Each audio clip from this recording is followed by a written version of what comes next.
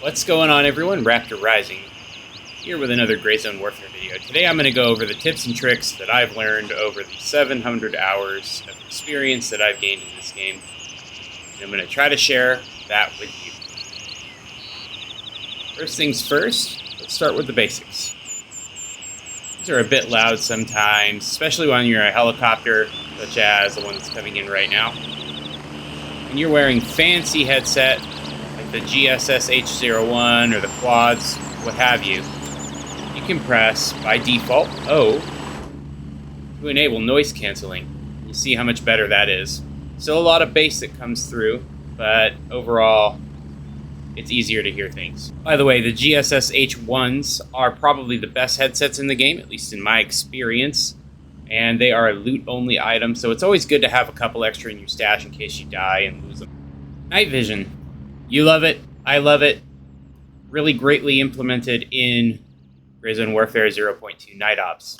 Let's talk about them for a little bit. This is the PVS-31. Definitely the best night vision set in the game. Very rare. You can only get them out of crates right now, and only 2 crates specifically over in Tiger Bay. Did you know that night vision goggles can be damaged if you take a shot to the head? It's really not worth bringing them along if you don't need them. So when I'm going out and I know it's daytime and I'm going to be out during the day, pretty much the whole op, I just leave them in my stash. For example, these PVS-31s are at 83% durability, and that's all because of damage I've taken wearing them. It's not because I've died or anything. You can see for comparison's sake, my helmet here is at 78% because I took a shot to the dome and it saved my life, which is good, but if my night vision wasn't on, they would not have been damaged in the same way. So it's really good not to carry those when you don't need them. Speaking of durability, let's talk about that a little bit. This is my DD-M4, M4A1 style build. You'll see right now it's at 94%, which is pretty okay.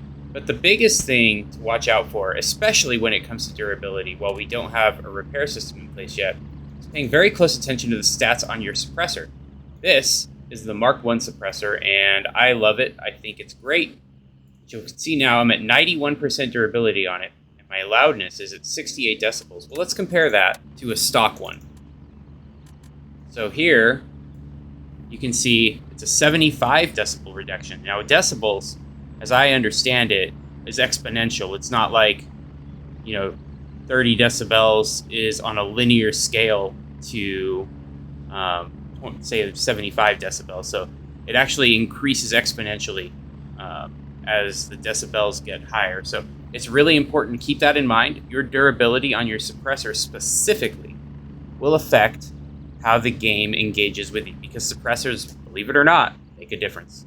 Another tip and trick that I found is running the AK series rifles with the AKS-74U buffer stock adapter. Here you can see my plethora of AK-308s. I have more. They all have the buffer stock, and what's amazing here is you can see without the Ratnik grip and the mag, these only take up 1x4 slots, which is why I'm able to fit so damn many in here. It gives you better stats than the PT3 or the standard Ratnik AK stocks, and it makes the weapon even smaller. So this little guy right here is my go-to for recapturing loot, and I've actually done it a few times. I literally just take this gun with the 60-round mag, go out there, get my loot back, and I pop it in my backpack because you can see it only takes 3x2. It's incredibly compact and somewhat powerful, decently accurate. Next thing I want to talk about is weight.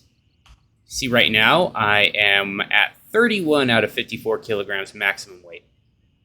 This is kind of the sweet spot. You want to stay below 33 kilograms. Why? Because if you're over 33 kilograms, your endurance falls off a cliff. Let's check this out. I'm going to just run around the base and you can see the difference. So here I'm at 30. Let's watch. Go outside. Reporting in for PT, sir. I'm just going to do some laps around the base. Okay, watch this.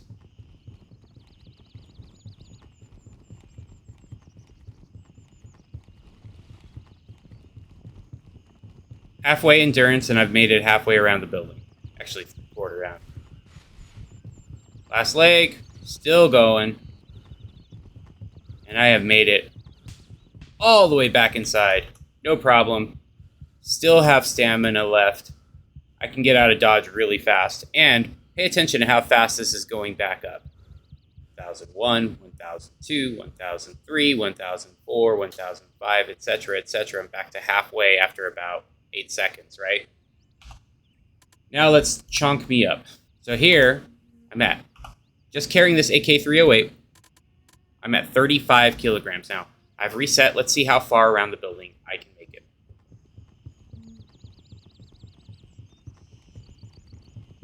First bend. Second bend. Look how fast my stamina is draining. I'm out of breath, and I haven't even made it halfway around the building. And look how slowly the stamina is regenerating. 1001, 1002, 1003, 1004, 1005, etc., etc. It's probably taken 10 seconds to get back to that level. Now, it's not an official timing. It's just very rough around the edges, but that is a huge incentive to try to stay lighter. Did you know you could carry high-value loot in your wallets? Check this out. I've been working on collecting as much high-value loot as possible, and I am actually almost at the end of my journey. I'm just looking for the damn, what's it called? The G-ring. So if anyone knows where to find the G-ring, please let me know in the comments. But check this out. If I am out at Midnight Sapphire or Fort Nerith and I find this very handsome thing out in the wild, which is worth $6,000, by the way, I can put it in my wallet, in my TAS, and it won't take up any more space. This is especially handy when you're out in the wild and you find one of these bad boys. The Mautai 50 year. I forget how much it's worth exactly, but it's worth quite a bit. You can see it's a 1x2, but if I put it in my wallet, it's a 1x1, and it's sharing space with the watch. So you can fit way more stuff in your task when your goal is to just dig out high-value loot as consistently as possible. Have you just upgraded one of your vendors? Want to see what the differences are between what they carry? It's really simple. Just sort here. And now I can see what level 1 handshake offers. You can see what level 2 handshake offers. And level 3 handshake offers. This is really great when you're trying to sort for what you are looking for specifically. Same thing with Gunny. I don't care about anything else. I just want to see the cool stuff that I just unlocked. Well, very simple. Just go through the filters. You can also filter by weapon parts, attachments, sights and scopes, etc. Hey Raptor, I'm a real team player and I want to show it. How can I do that? Well, it used to be there was just a box here and people just kind of got into the habit of throwing shit into the box, which was cool. The developers gave us this really handy donation box. So now you can go in here and share some keys. Other people will share other things. Most of the time, you've got really greedy people that are selling stuff. I've thrown some AK-308s into the donation box. As a matter of fact, I'm feeling kind of generous, so let's do that. Cheers. Hope someone cool gets that. If you're having trouble clearing out a specific area, go at night. Nighttime sees reduction in AI response time and distance. By going at night, you can almost guarantee your survival if you play it right.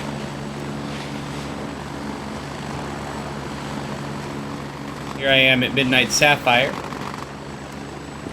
We're just you can see the AI's response time. Much slower. Trying to maximize your loot hauls, make sure you also check everywhere if you're trying to find high-value loot. High-value loot can spawn anywhere in the game. I've noticed different provisional areas, things like camp tables where food will spawn, or even medical supplies, are also generally areas where you can pick up high-value loot. It's a little glitchy right now. Hopefully they're going to fix that. You can pick up things on shelves more consistently. There you go. Snake wine on a table. And a sapphire pendant on this table. Look at that. Sometimes there's stuff on the beds. It can be anywhere. So just look.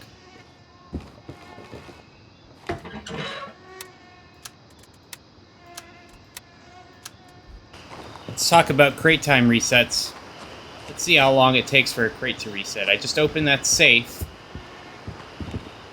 I've made a note of the time, and I'm going to come back in different intervals and see if we can figure out how long it takes for a crate to actually reset. Checking back in on the safe, it's been about 15 minutes, maybe a little bit more. Still open, not reset. And presto changeo, 30 minutes on the nose. This safe is reset. I will take that. Thank you very much. Let's talk about movement and tactics. You're trying to be sneaky. Crouching is a really good way to avoid being heard by the AI until you're much closer. Very helpful when you're trying to get around, especially at nighttime. Foliage and concealment can help block the AI from seeing you as well. And make use of a crouch or the sneak toggle. You can go really slow.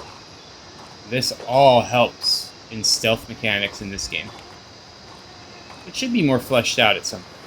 If you're looking to make quick money, be sure to pick up the Ratnik AKs. These guys sell, or on average, around $900 to $1,000, depending on condition. You want to make sure the durability is above 90% to maximize your profit. Taking off the magazine and the grip make them nice and compact, and you can fit a lot of them inside of your bags. You need to take aim at an AI, hold your hold breath key. It doesn't matter what kind of optic you have on there, even if it's iron sights. You can stabilize, take your time to aim, and let one off, just like that.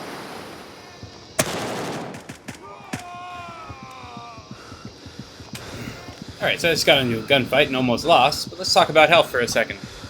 I've just taken a wound to my arm. This is a light wound, and aside from a very slow bleed, is actually not that concerning. I'm going to let it just kind of heal naturally over time. While we're on the subject of wounding, I took a light wound earlier, but if I had a medium or severe bleed, my priority would be to tourniquet, to stop the bleeding, and then address the wounds. So either bandaging, and if you have organ injuries, then you'll require a surgery kit. Usually I will go CT, bandage, surgery.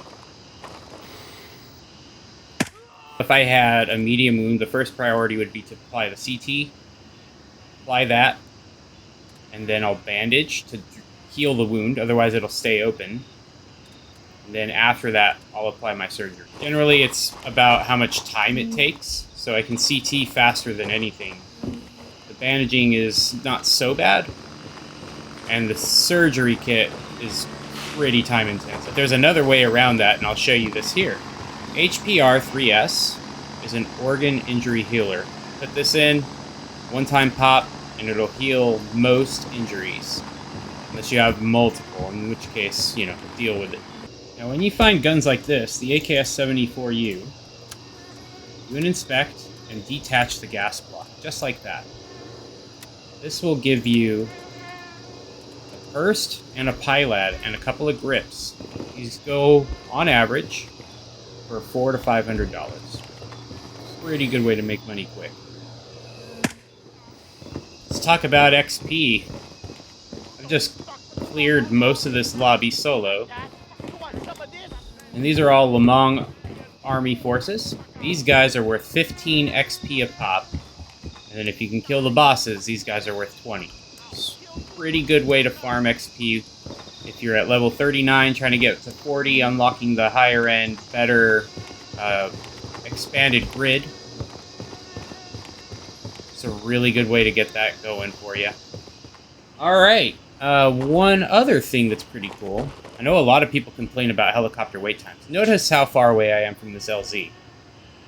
I've got a helicopter available in 10 seconds, and I'm ready to egress. So instead of walking all the way to exfil and then waiting for the helicopter, the game will actually take into account how far away you are.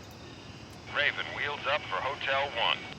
So I've got 2 minutes and 40 seconds for this pickup to happen now. I can just lazily walk my way over there. Even if I was over encumbered and could not sprint, I have 280 meters to cover in 2.5 minutes, not a big deal. You can do this from anywhere. It'll select the closest LZ to you, and then you can just waddle your way over there, and it should give you enough time to get to the LZ. That way, you can minimize how much time you're actually waiting. Pretty cool.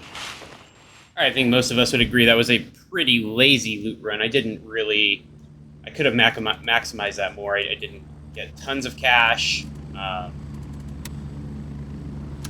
enough. And only collected 4 Ratniks and some okay stuff from the ground. Let's see how much that got us. $10,000.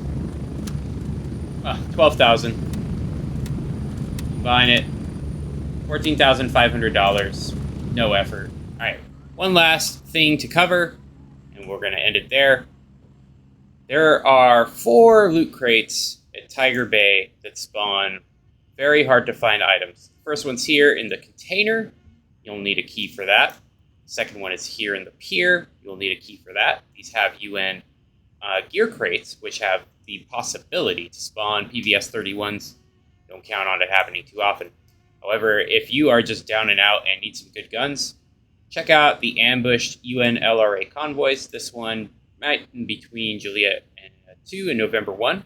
This is actually a task that you get later on, so I won't cover that one. And there's one over here to the north, closer to Oscar 1. Same gear. It's a firearms crate on both of them in the back of the truck. We're going to go explore that one, and we'll check out what kind of stuff we get. Okay, here at Oscar 1, we are going to make our way over to that ambushed convoy. There's usually like 4 or 5 dudes here. Just be careful as you approach, because there's a lot of bushes and shrubs around, and you can get yourself into a pickle pretty quick. Guy there. Good guy there.